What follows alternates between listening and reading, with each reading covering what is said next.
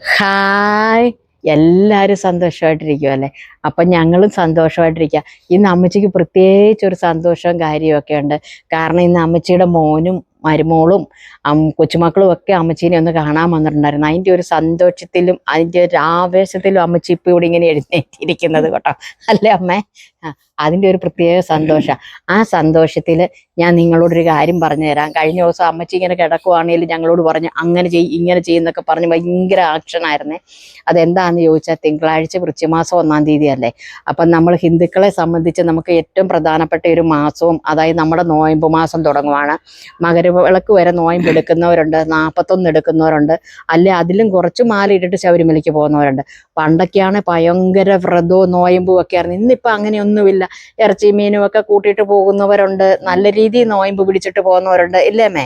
പണ്ടൊക്കെ ഞങ്ങളുടെയൊക്കെ ചെറുപ്പത്തിൽ ഭയങ്കര നോയമ്പുമായിരുന്നു. എങ്കിൽ പോലും ഞങ്ങൾ എല്ലാ വർഷവും ഞങ്ങൾ ചെയ്യുന്ന കുറേ കാര്യങ്ങളുണ്ട്. അമ്മ ചെയ്തു പോകുന്ന കാര്യങ്ങൾ ഞങ്ങളിങ്ങനെ മുമ്പോട്ട് കൊണ്ടുപോകുന്നുണ്ട്.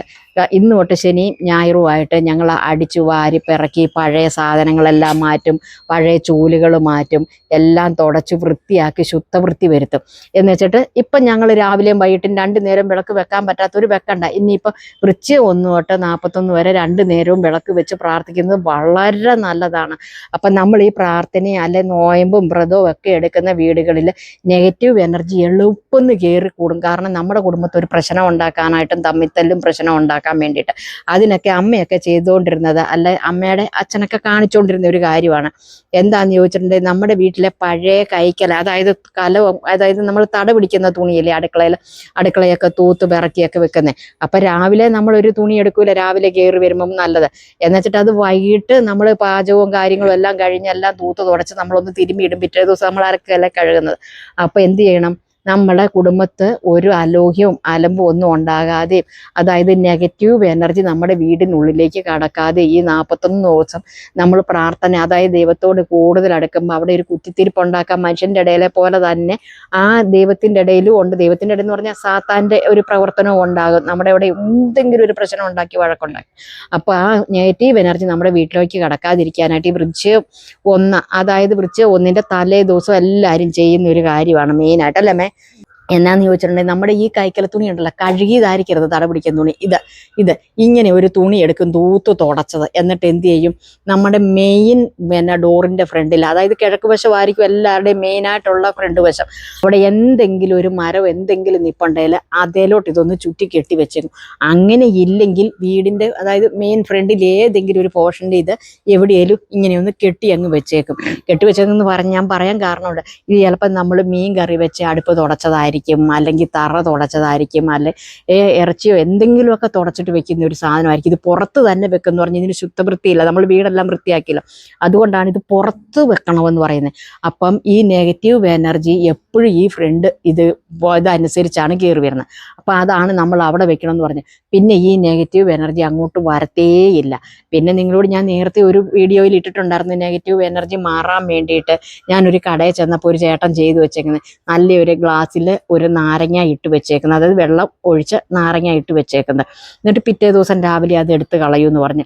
അത് നിങ്ങളെല്ലാവരും കണ്ടിട്ടുണ്ടായിരിക്കും. ഇപ്പം പണ്ട് കാലത്തൊക്കെ മെയിനായിട്ട് ഇങ്ങനെ കുടുംബത്ത് പ്രശ്നമാണ്, ഇങ്ങനെ നെഗറ്റീവ് എനർജി എന്നൊന്നും പണ്ട് പറയത്തില്ല, എന്തോ ആരോ നടക്കുന്നത് പോണക്കത്തെ ശബ്ദം, നമ്മുടെ വീട്ടിലോട്ട് എന്തോ ഒരു ദുഷ്ടശക്തി കയറി വരുന്നെന്നൊക്കെയാണ് പണ്ടൊക്കെ പറഞ്ഞുകൊണ്ടിരുന്നത്. ഇപ്പം കാലം പുരോഗമിക്കുന്നതനുസരിച്ച് നെഗറ്റീവും പോസിറ്റീവും ഒക്കെ എല്ലാവരും പറയുന്നത്. അപ്പം അത് മാറ്റി നിർത്താനുള്ള ഏറ്റവും നല്ലൊരു മാർഗമാണ് ഇതല്ലേ മേ? വേറെ ഒരു ഇതും പറയാനായിട്ടില്ല. അപ്പം നിങ്ങളെല്ലാവരും ഇതൊന്ന് ചെയ്തിരിക്കണം. അപ്പം അതെങ്ങനെയാണ് ഇത് കെട്ടി ഞാനിപ്പോൾ ചെയ്യാൻ പോകുന്നത് എങ്ങനെയാണെന്ന് പറയാം. ഞാനിപ്പം ചെയ്യാൻ പോകുന്നത്, ഇവിടെ എൻ്റെ ഒരു നേരെ ഫ്രണ്ടിൽ ഒരു പ്ലാവ് നിൽപ്പുണ്ട്. ആ പ്ലാവേലോട്ടാണ് ഞാനിത് കെട്ടി വയ്ക്കാൻ പോകുന്നത്. അത് ഞാൻ നിങ്ങളെ കാണിച്ചും തരാം. അവസാനം ഞാൻ നിങ്ങളെ കാണിച്ചു തരാം ഞാൻ കെട്ടുന്നത് എങ്ങനെയാണ്. പിന്നെ നിങ്ങളോട് പറയേണ്ട കുറേ കാര്യങ്ങളുണ്ട്. ഈ 1-ാം തീയതി വൃശ്ചികമാസം 1 തൊട്ട് നിങ്ങൾ ഈ തെറ്റുകളൊന്നും ചെയ്യരുത്. അങ്ങനെ ചെയ്യുന്നവരാണെങ്കിൽ അതൊന്ന് തിരുത്തിയേക്കണം കേട്ടോ. എന്നാന്ന് ചോദിച്ചാൽ ഇപ്പോഴുള്ള പിള്ളേരോടൊന്നും പറഞ്ഞിട്ടൊന്നും ഒരു കാര്യമില്ല. അവർ പറയൂ അങ്ങനെയൊക്കെ ആണെങ്കിൽ നമ്മൾ ഇതൊക്കെ ചെയ്യാൻ പറ്റുമോ, അങ്ങനെയൊക്കെ ജീവിക്കാൻ പറ്റുമോ, ഓരോരുത്തരുടെ കാരണവന്മാരുടെ അന്ധവിശ്വാസമോ കാര്യങ്ങളാന്ന് പറയും. അതിൻ്റെയൊക്കെ ഫലവും അനുഭവവും ഒക്കെ ഉണ്ടാകുന്നുമുണ്ട്. അതാ പറഞ്ഞത്, നിങ്ങൾ ഈ കാര്യം ഇങ്ങനെയൊന്നും ഞാൻ ഈ പറയുന്ന കണക്ക് കുറച്ച് ദിവസം, ഒരു 41 ദിവസം നിങ്ങളൊന്ന് ചെയ്ത് നോക്കിക്കേ. അപ്പം നിങ്ങൾക്ക് അതിൻ്റെ മാറ്റം ഉറപ്പായിട്ടും വരും. നിങ്ങളുടെ കുടുംബത്തെ ഐശ്വര്യം ഉണ്ടാകും, നിങ്ങൾ ആഗ്രഹിക്കുന്ന കാര്യങ്ങൾ നടക്കും. നമ്മൾ ഏതെങ്കിലുമൊക്കെ ഒരു വീഡിയോ ചെയ്തിട്ട് പറയും നിങ്ങൾ അത് ചെയ്തോ, അല്ലെങ്കിൽ ഈ നമ്പർ എഴുതിക്കോ എന്നൊക്കെ പറയും. നിങ്ങൾക്ക് വിശ്വാസം ഉണ്ടെങ്കിൽ മാത്രം നടക്കുന്ന കാര്യങ്ങളാണ്. ഞാനിത് വിശ്വാസത്തോടു കൂടി നിങ്ങൾക്ക് പറഞ്ഞു തരുമ്പോൾ നിങ്ങളത് വിശ്വാസത്തോടു കൂടി ചെയ്യണം. അല്ലാതെ ഇത് നടക്കുമോ ഇല്ലയോ എന്നറിയാൻ വേണ്ടി ഭാഗ്യ പരീക്ഷണത്തിന് വേണ്ടിയിട്ട് ആരും ഒന്നും ചെയ്യരുത് കേട്ടോ.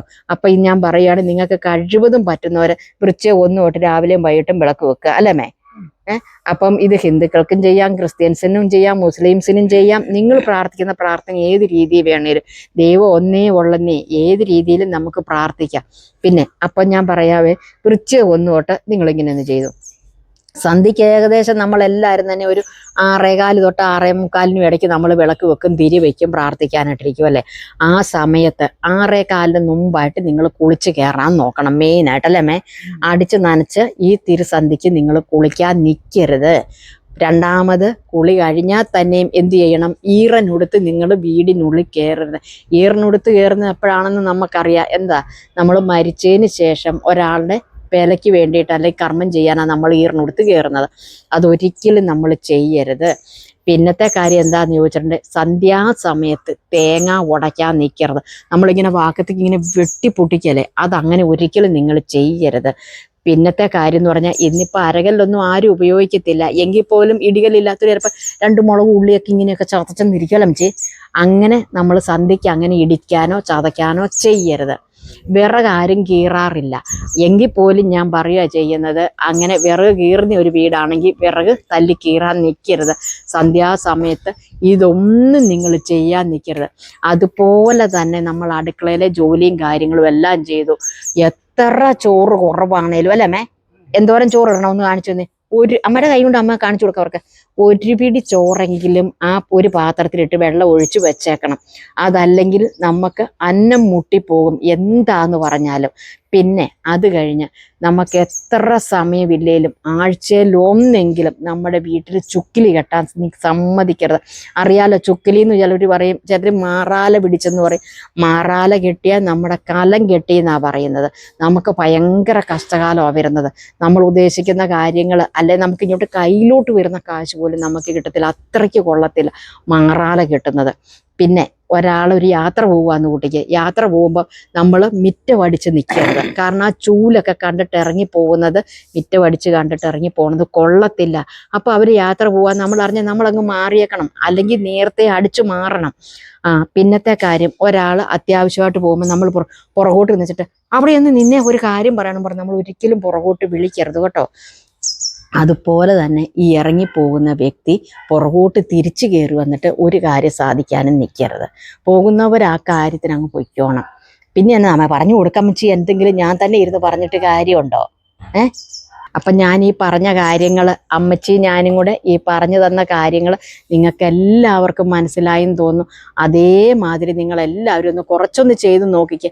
അപ്പം നിങ്ങൾക്ക് അതിൻ്റെ മാറ്റങ്ങൾ വരുന്നത് നിങ്ങൾക്ക് അറിയാൻ സാധിക്കും. പിന്നെ ഒരു അത്യാവശ്യ കാര്യം പറയാനായിട്ടും കൂടെ ഉണ്ട്.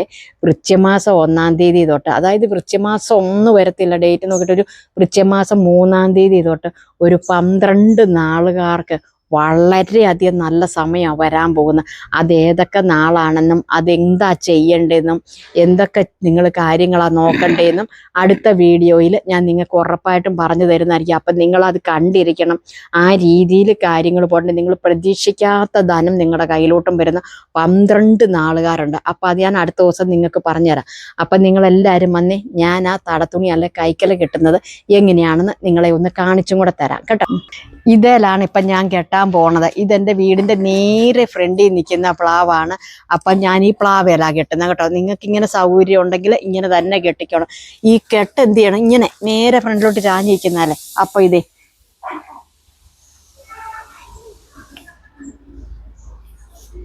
ഇത് കണ്ടോ.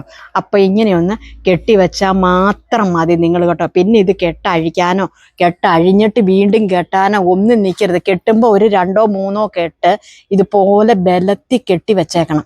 അത് കഴിഞ്ഞ് 41 ദിവസം കഴിഞ്ഞ് 42ാമത്തെ ദിവസം എന്ത് ചെയ്യണം, ഇതെടുത്ത് അഴിച്ച് ദൂരെ ഒന്നും കളയണ്ട, കത്തിച്ച് കളഞ്ഞേക്കണം കേട്ടോ, കത്തിച്ച് കളയണം. അപ്പൊ കാര്യങ്ങളൊക്കെ എല്ലാവർക്കും മനസ്സിലായല്ലോ. ഇനി എന്തെങ്കിലും സംശയം ഉണ്ടെങ്കിൽ കമന്റ് ബോക്സിൽ വന്ന് കമന്റ് ചെയ്യാൻ മറക്കണ്ട.